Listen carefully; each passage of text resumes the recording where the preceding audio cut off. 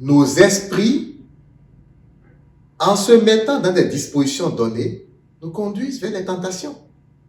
Lorsque tu éprouves des difficultés dans ta vie, ce n'est pas quelqu'un qui l'a causé, c'est toi-même qui l'a causé. Parce que tu t'es mise dans une certaine disposition spirituelle. Tu as accepté dans ton cœur ou dans ta vie des choses qu'il ne fallait pas. Alors ces choses qui sont mues par une certaine énergie, qu'on appelle l'énergie vitale, ces choses attirent à toi les tempêtes. Et ces tempêtes qu'on appelle tentation, ou situation difficile, ou tribulation, ou affliction, sont de nature à te révéler, à te réveiller par rapport à cette position que tu as.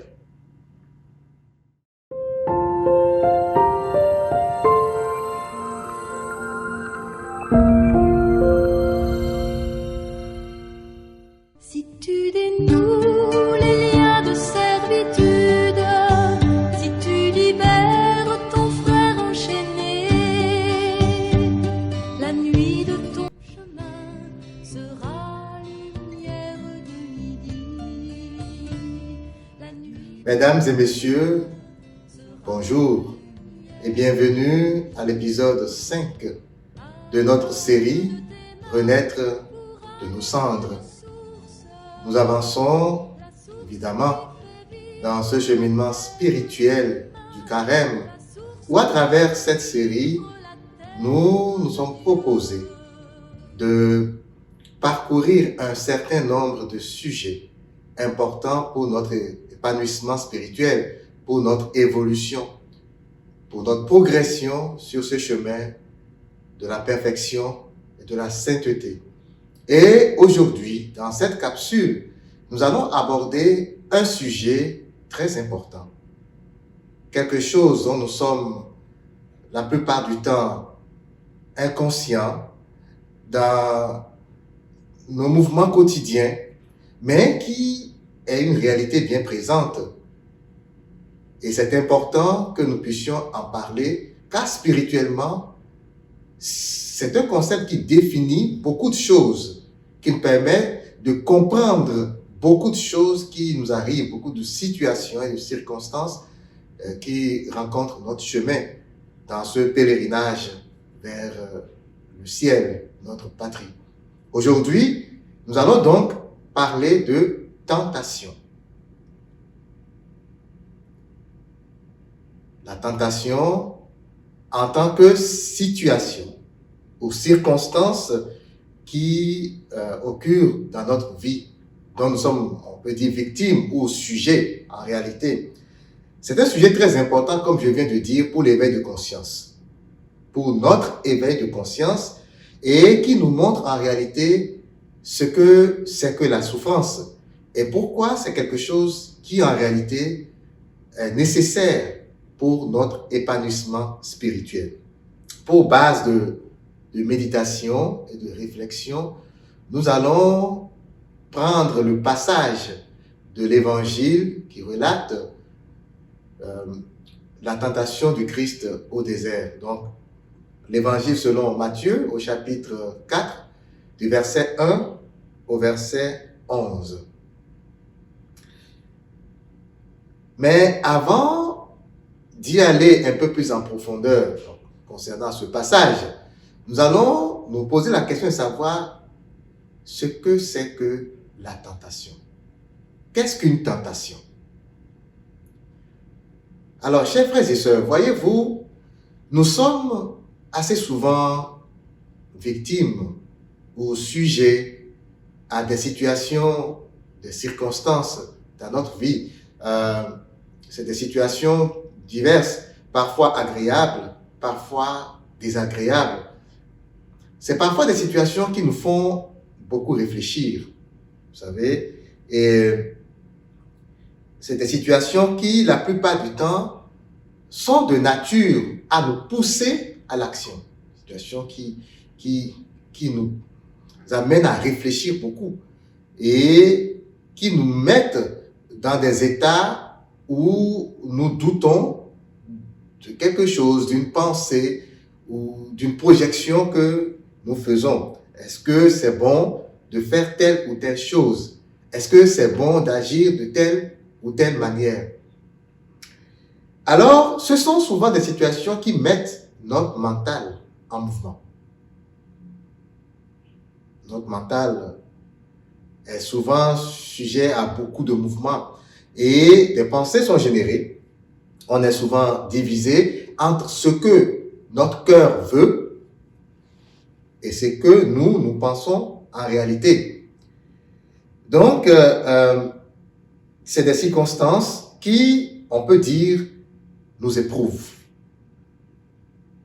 Saint Paul va appeler ça affliction. Et lorsque nous traversons ces situations, la plupart du temps, nous nous en sortons grandis.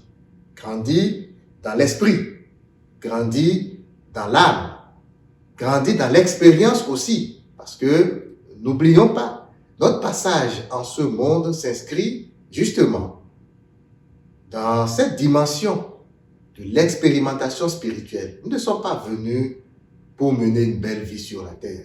Il faut que nous nous détrompions là-dessus. Nous ne sommes pas venus sur la terre pour nous coucher sur une plage, amasser des trésors matériels et passer le paradis sur terre. Non. Nous sommes venus pour retrouver notre place spirituelle.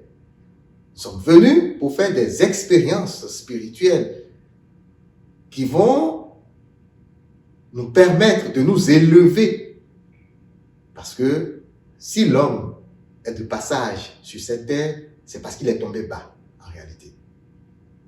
C'est important de se le rappeler.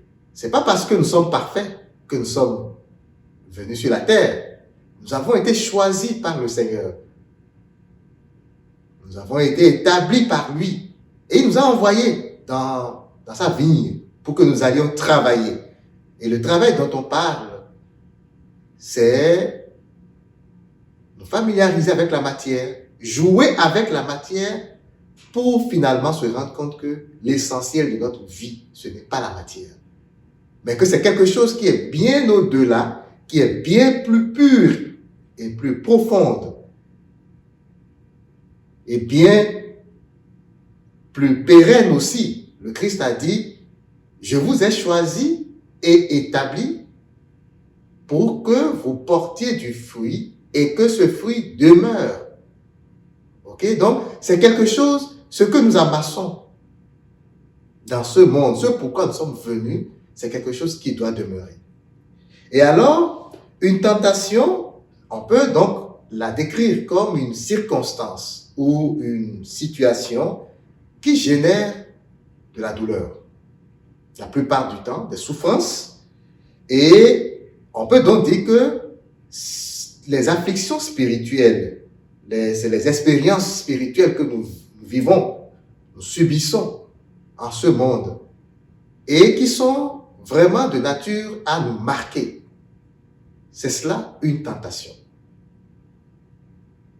Alors, on voit bien par cette petite définition que la tentation, ce n'est pas quelque chose qui est loin de nous, c'est quelque chose que l'on retrouve à chaque instant dans notre vie, les circonstances qui viennent à nous. Et on va voir tout à l'heure d'où viennent ces tentations. Parce que c'est une question qu'on peut se poser. Nous sommes des enfants chéris de Dieu. Il nous aime à la folie, notre Dieu. Et il nous le répète, mon amour est inconditionnel. Je suis avec vous. Je suis avec vous tous les jours. Quelqu'un qui n'aime pas son enfant ne peut pas être avec lui tous les jours. Le Seigneur, notre Dieu, est présent dans notre vie à chaque instant. Il nous suit à la loupe. Il veut que notre séjour soit le plus agréable possible et que le fruit que nous allons porter, que cet objectif soit atteint. Alors, d'où viennent les tentations? Les tentations viennent des mauvais esprits qui sont chez l'homme. Les mauvais esprits qui sont chez l'homme. En fait, l'homme pense et réfléchit en ayant pour support des esprits du monde spirituel. Ce sont ces esprits, la plupart du temps, qui nous donnent des idées. Et ces esprits viennent chez nous, ils ne savent pas qu'ils sont chez l'homme, à moins qu'ils aient été explicitement conviés par le Seigneur pour une mission précise. Mais la plupart du temps, chez l'homme, il y a beaucoup d'esprits. Il y a des bons, donc il y a des anges, et il y a des mauvais. L'esprit de calomnie, de rancœur, ce sont des esprits qui sont chez l'homme. Et Dieu les tient un peu éloignés. Dieu fait tout possible pour qu'il y ait un équilibre chez nous, pour que notre libre arbitre puisse servir à quelque chose, que nous puissions vraiment choisir et décider de quel chemin nous allons emprunter. Donc, les mauvais esprits sont chez l'homme. Si le cœur de l'homme les attire par les souillures qu'il amasse, donc les mauvais esprits vont attaquer la foi et l'amour chez l'homme, c'est-à-dire vont attaquer le bien qui est chez l'homme. Alors, cela paraît un peu plus clair que ce n'est pas tout le monde qui peut subir une tentation. Pour subir une tentation, il faut qu'il y ait quelque bien en toi. Il faut que tu reconnaisses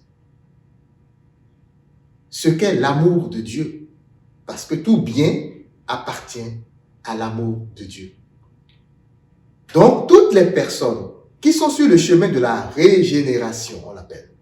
La régénération, c'est ce cheminement spirituel sur lequel nous sommes et dont le but ultime est la purification de notre âme. Donc, on reconnaît la vérité, on accepte, même si on n'arrive pas encore pleinement à l'intégrer et à l'asseoir dans notre vie, cette vérité-là, on l'accepte. Alors, les mauvais esprits, voyant qu'en nous, il y a une certaine lumière qui leur échappe, une lumière spirituelle du ciel, ils vont venir et ils vont nous attaquer. Ils vont attaquer notre foi. Ils vont mettre le doute dans notre cœur.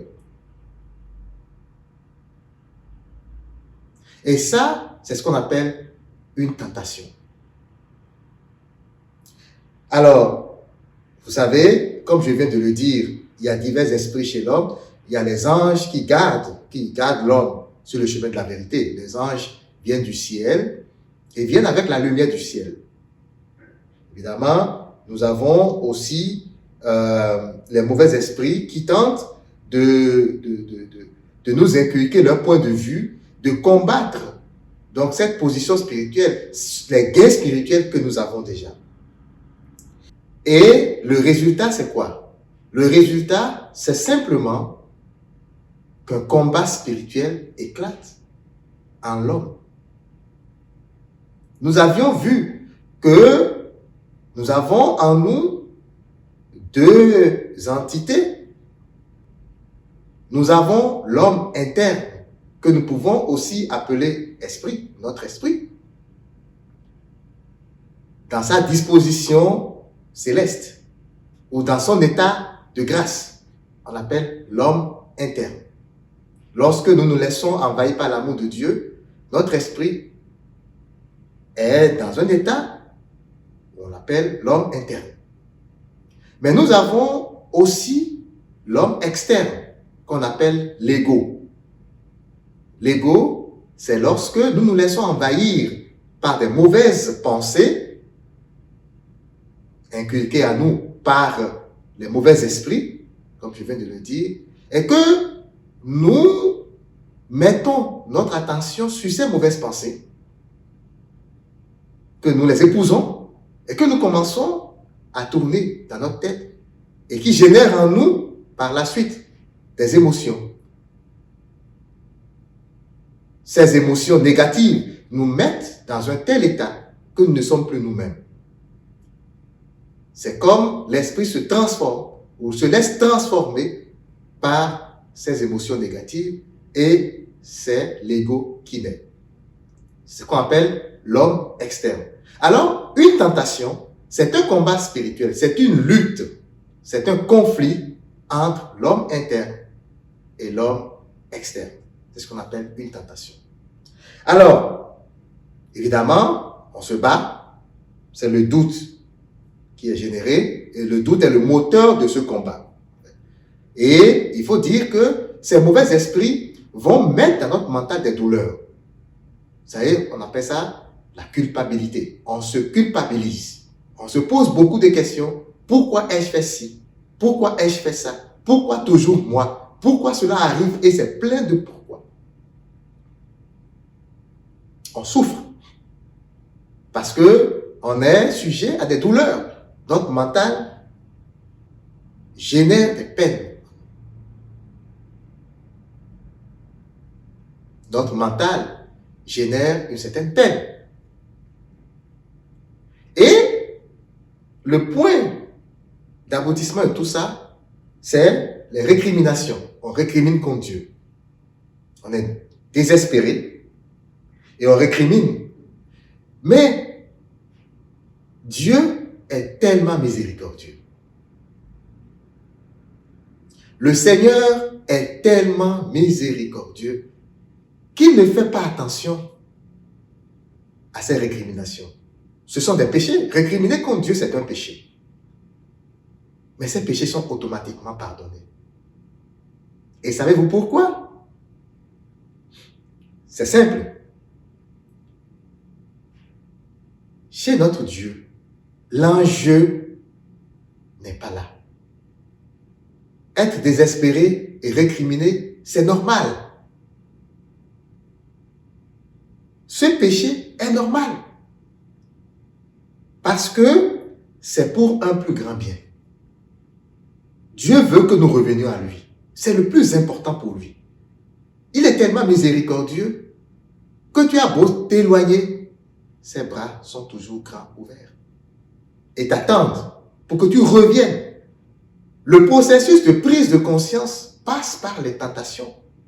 Et donc, ces dommages collatéraux que sont les péchés de récrimination, de murmure, parfois de rejet encore. Alors, comme je viens de le dire, si je suis dans le mal et le faux, et que je me complais dans le mal et le faux, est-ce que je suis tenté? Non. Les mauvais esprits seront contents d'être chez moi. Ils vont rien trouver à éprouver. La tentation éprouve la foi et l'amour de Dieu. La tentation éprouve la foi que j'ai gagnée. Si j'ai déjà fait des expériences spirituelles et que j'ai compris certaines choses et que j'ai changé de chemin dans certains secteurs de ma vie, les mauvais esprits vont dire non, c'est pas encore terminé. Je vais t'éprouver pour voir si tu as une foi solide. Et un exemple concret d'une tentation de ce genre-là dans la Bible, c'est Job. C'est l'histoire de Job. Vous connaissez l'histoire de Job, richissime, béni de Dieu, avec un grand bétail, des enfants exemplaires, la vie paradisiaque. Mais il était encore sur terre. Et le diable a demandé la permission de l'éprouver, de le tenter pour voir si ce n'est pas la bénédiction que Dieu lui a donnée qui lui prend la tête. Est-ce que vraiment il avait cette foi-là? Et vous connaissez cette histoire, comment ça s'est achevé? Job a maudit le jour de sa naissance. Quand tout est tombé à l'eau, ses enfants décédés, sa richesse perdue. Mais il n'a jamais maudit le Seigneur. Et sa foi s'est accrue. Toutes les choses lui sont revenues par la suite. Il est redevenu riche. Mais il a été éprouvé. Il est passé par ce chemin, la vallée de l'ombre de la mort. Et il a vu ce que c'est que la souffrance. Donc, dans notre vie, dans cette vie, nous passons par plusieurs étapes. Parfois, c'est tranquille. Nous sommes dans des états de sobriété spirituelle, comme on peut dire, état de grâce, c'est souvent bref. Et après, vient une tentation, une souffrance, une circonstance difficile. Et après, la tranquillité revient. Alors, est-ce que la tentation ou les tentations sont nécessaires? La réponse, c'est oui. Comme je viens de vous le dire, les tentations sont nécessaires. Dieu n'est pas mauvais. Dieu, il est bon. Nous connaissons les attributs de Dieu. Puissant, bon, omniprésent, juste. C'est la bonté même, c'est la vie même, c'est la bienveillance en elle-même. Dieu n'a pas l'ombre d'un brin de mal en lui. Et il nous a créés pour que nous soyons heureux. Mais dans notre prise de conscience de la vie qu'il nous a donnée, nous sommes partis loin. Nous avons décidé d'expérimenter par nous-mêmes ce qu'est la matière. Et nous sommes attachés à la matière. Alors, le but ultime des tentations et des souffrances qui viennent à nous, c'est de nous purifier. C'est de nous apprendre qu'en réalité, il ne faut pas s'attacher à la matière. Il ne faut pas s'attacher aux circonstances de ce monde. C'est de nous élever par rapport à toutes ces choses que nous avons autour de nous. Et évidemment, nous ne pouvons pas repartir à la source sans les tentations. Vous aurez bien compris. Nous sommes dans un monde matériel. Nous avons commencé par sentir un peu d'apesanteur en nous, comme le disait Origène, et des âmes lourdes, parce qu'il y a des brins de matière qui commencent par jaillir en eux, ne peuvent pas rester devant la face de Dieu et le contempler, comme c'était le cas dans l'état de grâce. Alors le Seigneur a créé le monde sensible pour nous permettre de venir ici et expérimenter avec la matière. Pour apprendre qu'en réalité la matière, ce n'est pas grand-chose.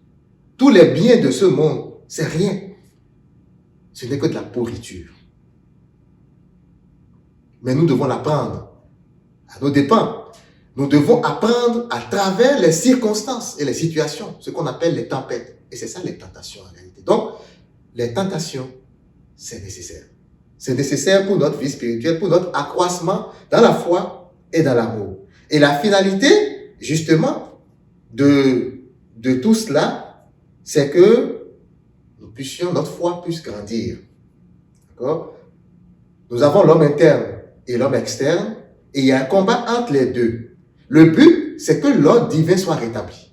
Parce que, qu'est-ce qui se passe en ce monde? Vous le savez, lorsque nous sommes attachés à la matière, nous devenons esclaves de la matière. Mais nous sommes esprits. Et notre esprit vient du monde spirituel.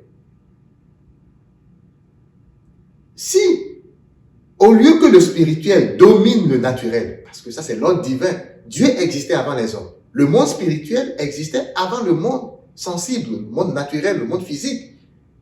Rien du monde physique ne devrait dominer quoi que ce soit dans le monde spirituel.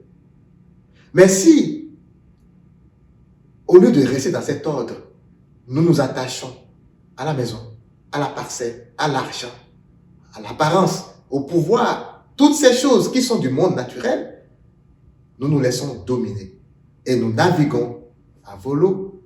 Nous sommes vraiment à contresens de l'ordre divin. Et donc les tentations, c'est pour nous ramener dans l'ordre. Donc la finalité de la tentation, même si nous avons des soubresauts, parce que nous doutons, parce que nous récriminons, le but c'est que la lumière puisse rejaillir en dedans de nous. Que nous puissions reprendre conscience et que notre homme intérieur reprenne sa place pour dominer l'homme extérieur. C'est ça le but. Et vous savez, on dit souvent, toutes choses concourent au bien de ceux qui aiment Dieu. Si nous attachons à la matière, nous n'aimons pas Dieu. Nous n'aimons pas le spirituel. Et c'est ce qui amène les tentations dans notre vie. Ce n'est pas anodin, tout ça. C'est pour notre bien. C'est véritablement, Dieu permet. Ça ne vient pas du ciel, les tentations. Comme je viens de le dire, c'est les mauvais esprits. Mais Dieu permet que nous soyons véritablement tentés. Pourquoi? On peut voir dans le livre de la sagesse, Siracide, chapitre 27, verset 5, parce que le four éprouve les vases du potier. Ça, c'est les justifications spirituelles des tentations. Et la deuxième justification est que la vertu se parfait dans la faiblesse. Vous voyez, l'or, c'est le feu qui éprouve l'or.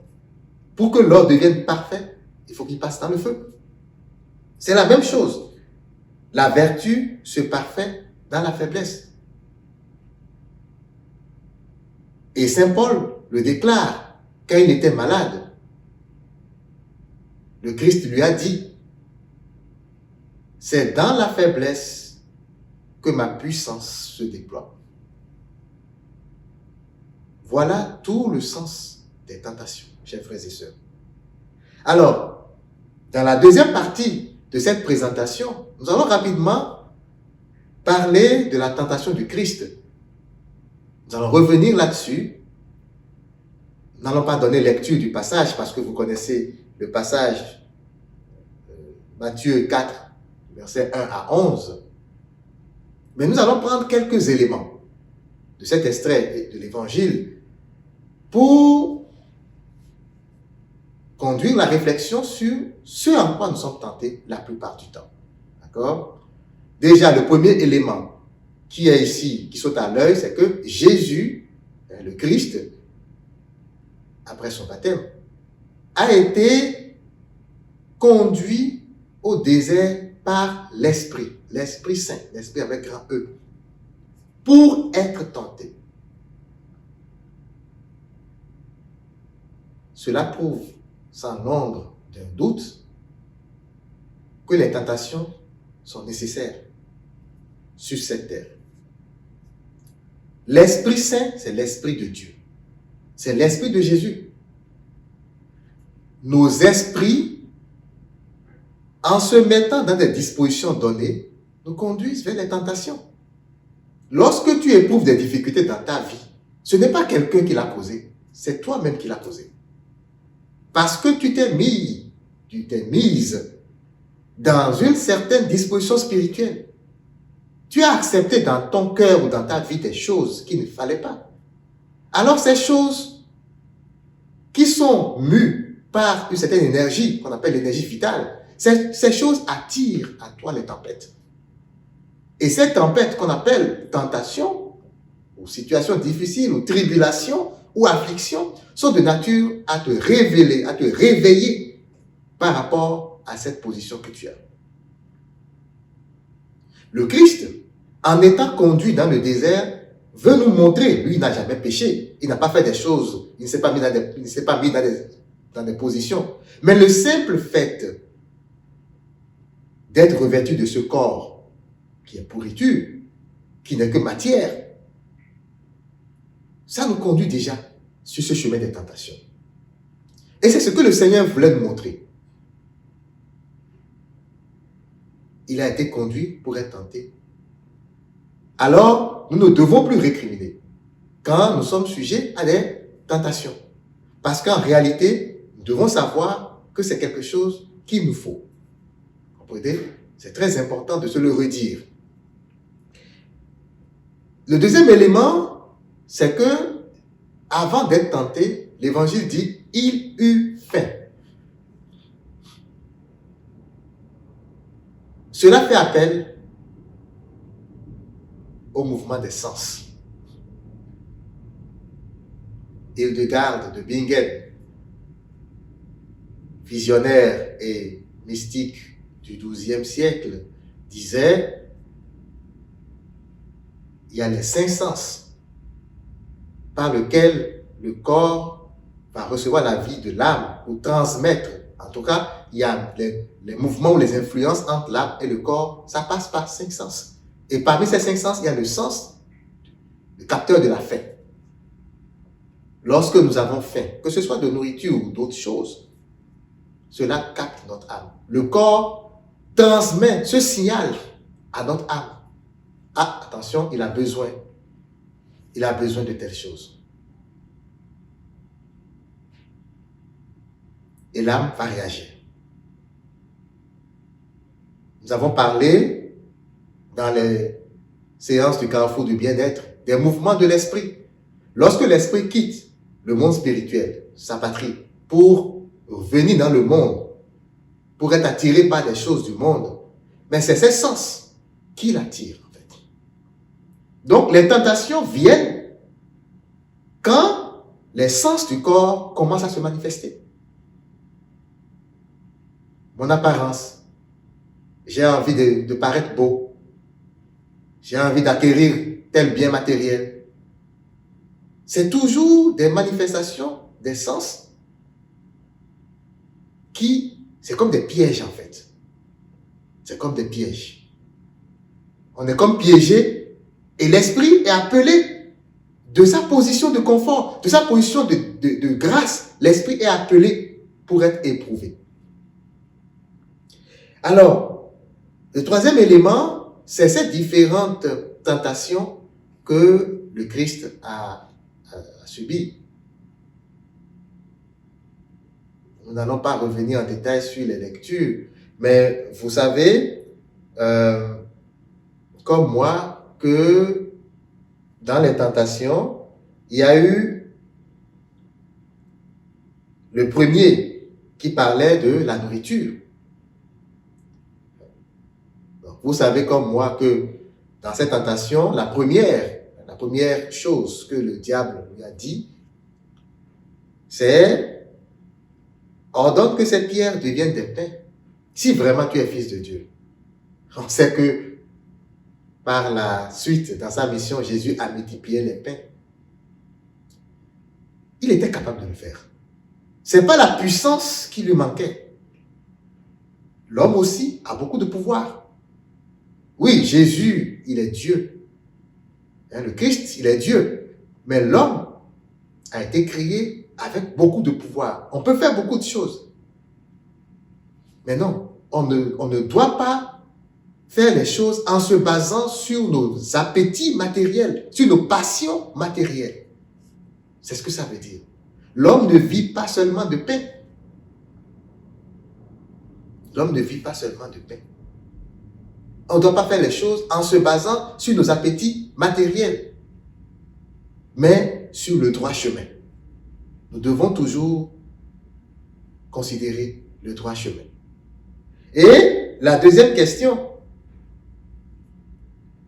quand il l'a amené au sommet du temple, il lui dit « Jette-toi. Tu es puissant, non? Mais jette-toi. Parce que le Seigneur ne te laisse jamais seul. Il va ordonner à ses anges et ils vont donc te porter pour que tu ne te blesses pas. » Tentation de pouvoir, d'influence. Parce que tu as le pouvoir, déploie-le. Non. C'est Dieu qui donne le pouvoir. Parce que lui-même, il est puissance. L'amour, c'est la plus grande puissance qui soit. C'est Dieu qui la donne, cette puissance. Mais tu ne dois pas mettre Dieu à l'épreuve. Tu ne dois pas exploiter inutilement la puissance que Dieu te donne. C'est ce que ça veut dire. Si tu le fais, tu seras éprouvé par les tentations. Même si tu es capable de certains pouvoirs, non, tu ne l'exploites pas en vain. Parce qu'en ce moment-là, tu mets ton Dieu à l'épreuve. C'est tout comme si tu vas juste te coucher sur la route et tu dis, Seigneur, sauve-moi, parce que je suis sur la route, pour que je ne sois pas écrasé par une voiture. C'est mettre Dieu à l'épreuve. C'est un péché. Et ce n'est pas bon.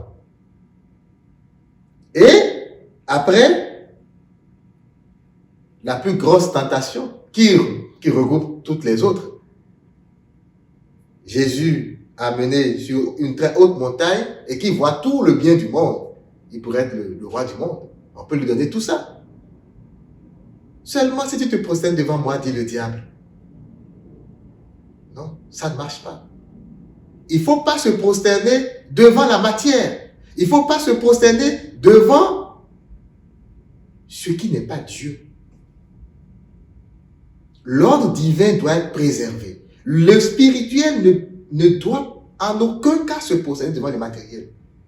Mes chers frères et sœurs, c'est ce que nous faisons à chaque fois. On se prosterne devant l'argent. On se prosterne devant les biens matériels. Ça veut dire quoi se prosterner? C'est très facile. Lorsque l'argent entre en ligne de compte, mon état d'esprit change. Je me mets en colère. Je suis capable de tuer quelqu'un pour l'argent.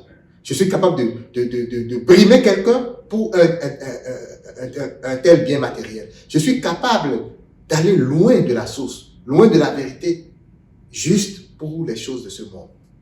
C'est ça devenir esclave. C'est ça se prosterner. C'est ça adorer. Parce que ces choses deviennent ton Dieu. Et cette forme de tentation regroupe toutes les autres en réalité. Alors, en résumé, dans les tentations, on peut voir que lorsque l'esprit quitte l'intérieur pour l'extérieur, il rencontre d'abord le corps. Il y a les appétits du corps. Notre corps, comme je viens de le dire, par les sens, ces capteurs des choses du monde, qui appellent notre esprit à venir savourer des choses du monde pour développer ses passions. Notre corps nous malmène beaucoup. Par exemple, l'apparence. C'est des points de tentation. Après, on va voir l'influence. Quand l'esprit quitte l'intérieur pour l'extérieur, il rencontre d'abord le corps avec toutes ses propriétés et toutes ses demandes. Après, il y a l'influence sur les choses du monde, le pouvoir. Ordonne. Tu es puissant, toi, ordonne. La puissance que Dieu t'a donnée là, exploite-la. Non. C'est des poches de tentation, chers frères et sœurs. Et il y a maintenant, comme je viens de le dire, l'avoir, les attachements aux choses de ce monde. Ça, je n'ai pas besoin de développer, vous le savez. Et vous savez donc comment est-ce que tout cela se manifeste dans notre quotidien. Alors, pour conclure, les tentations sont nécessaires pour l'épanouissement spirituel de l'homme. Les souffrances que nous endurons sont nécessaires. On peut même dire que c'est indispensable.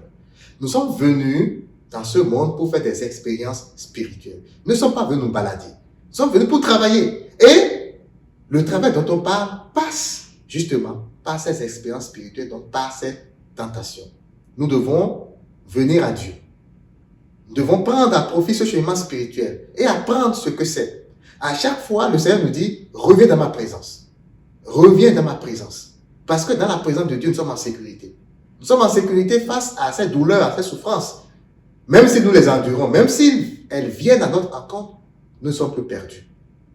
Parce que nous avons l'amour de Dieu qui est là et qui nous protège. Alors, dans ce cheminement, prenons la mesure des choses. Prenons conscience que vers le chemin de la pureté, notre homme intérieur doit dominer notre homme extérieur et c'est dans ce cadre que s'inscrivent tous ces mouvements qu'on appelle tentation ou affliction ou tribulation. Et que nous avons notre part à faire. À chaque fois que nous sommes victimes d'une tentation et que nous gagnons par la grâce de Dieu, nous améliorons notre propre vie spirituelle, mais également nous contribuons à un monde meilleur, à un monde véritablement meilleur. Alors, j'espère que cela nous donne un peu de courage sur ce chemin, parce qu'il nous faut le courage. Le Christ nous a dit, prenez courage, car j'ai vaincu le monde. C'est une assurance sans pareil. Celui qui est avec nous te dit, prends courage, car j'ai vaincu le monde.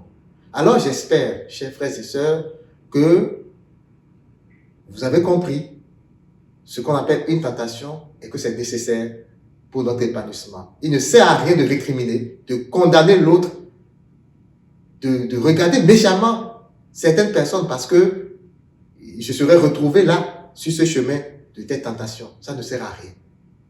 Prenons la mesure des choses et prenons conscience que nous devons revenir à Dieu pour alléger nos peines. Que le Seigneur te bénisse. À la prochaine.